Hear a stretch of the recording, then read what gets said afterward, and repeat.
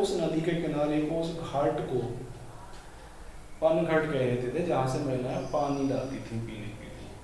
तो अंबर पनघट, अर्थ हुआ अंबर रूपी पनघट में। क्या अर्थ हुआ?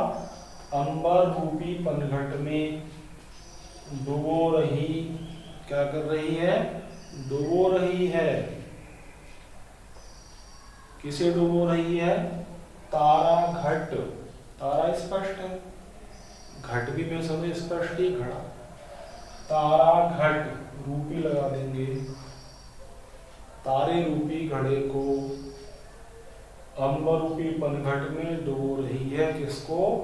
तारे रूपी घड़े को। कौन? ऊषा नागरी। ऊषा कहते हैं ऊषा काल, प्रातः काल का समय, और नागरी कहते हैं नगर की महिला या चतुर स्त्री।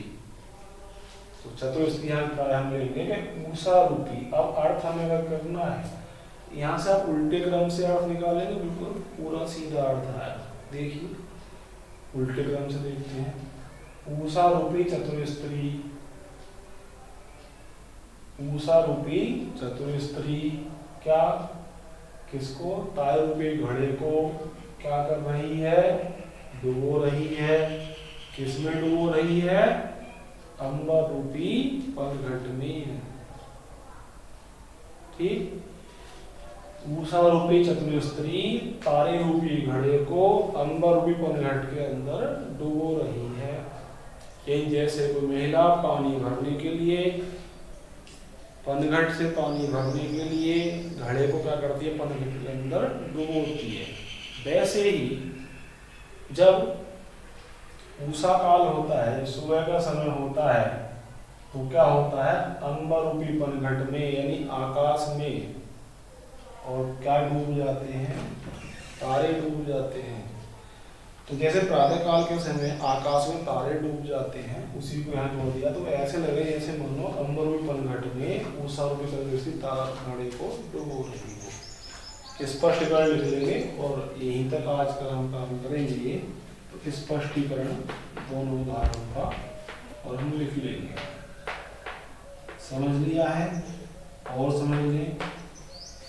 पहले वाले की हमने बात की, चरण कमल बंदो हृदय।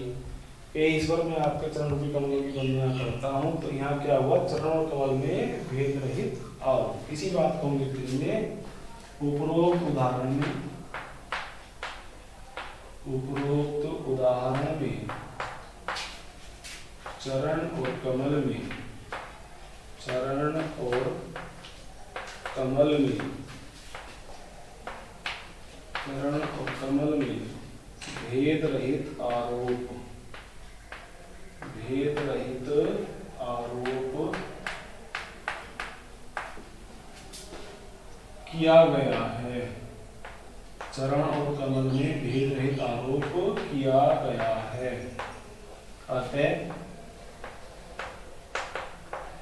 अतः यहाँ रूपक अलंकार है। अतः यहाँ रूपक अलंकार है। ठीक। अथवा,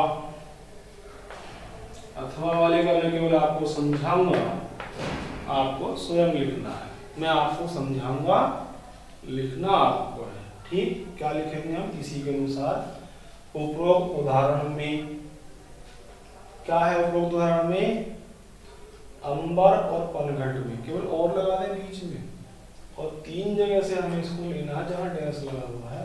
उपरोक्त उदाहरण में अंबर और पनघट में, तारे और घड़े में, ऊषा और चतुर में, ऊषा काल और चतुर में क्या किया गया? भेद रहित आरोप किया गया है। अतः यहाँ रूपक अलंकार है। समझ लेंगे। उपरोक्त उदाहरण में, यहाँ नहीं छूट गया लिखने से, तो ऐसी शुरुआत इतनी करेंगे। उपरोक्त उदाहरण में क्या? अंबर और पनघट में, तारे और घड़े में तथा ऊषा काल और चतुर में भेद रहित आरोप किया गया है। अतः यहाँ रूपक अलंकार है। तो आज हमने रूपक अलंकार को पढ़ा और समझा, ध्यान से अगर आपने सुना होगा तो समझ में आया होगा। बहुत ही सरल है, बहुत ही रोचक भी है कि उपमेय में उपमान का भेद आरोप किया जाता है, रूपक अलंकार होता है। उदाहरण हमने दोनों लिखे, पढ़े, समझे और हमने उनका स्पष्टीकरण एक का लिखा है और एक का मैंने आपको बता दिया है। लिख लेंगे, बाकी में नोट्स भी आपको उपलब्ध कराऊंगा व्हाट्सएप आदि के माध्यम से, तो उसमें भी आप देख सकते हैं और ध्यान से अगर आप पढ़ रहे हैं तो यहाँ से भी आप आसान से समझ और लिख सकते हैं। तो आज यहीं तक। और कभी कभी एक और मैं आपको बता दूं, कई बार अंतर पूछ लिया जाता है परीक्षा में, परिभाषा उदाहरण ये कुछ नहीं, केवल ये पूछ लेते हैं अंतर बताइए और किसी एक का उदाहरण दीजिए। बिल्कुल ध्यान से नोट करें इस बात को। कई बार परीक्षाओं में ये परिभाषा वर्ण ना पूछ के प्रश्न आता है आपका व्याकरण में कि उपमा तथा उत्प्रेक्षा अलंकार में अंतर बताइए, या उपमा तथा रूपक अलंकार में अंतर बताइए और किसी एक का उदाहरण दीजिए। परिभाषा नहीं लिखनी, आपको क्या बताना, अंतर बताना है।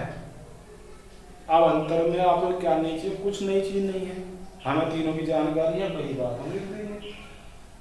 क्या अंतर है? अंतर यह है उपमा में तुलना या समानता की जाती है,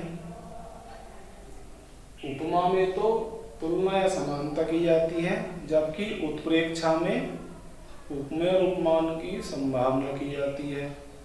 और रूपक में ये याद रखें, रूपक में भेद रहित आरोप किया जाता है। तीनों में अंतर है। किसी के बारे में पूछे, उपमा अलंकार में उपमेय और उपमान में तुलना की जाती है, जबकि उत्प्रेक्षा अलंकार में उपमेय और उपमान में संभावना की जाती है, और रूपक अलंकार में उपमेय और उपमान में भेद रहित आरोप किया जाता है। सीधी सी बात है। उपमेय में तुलना या समानता,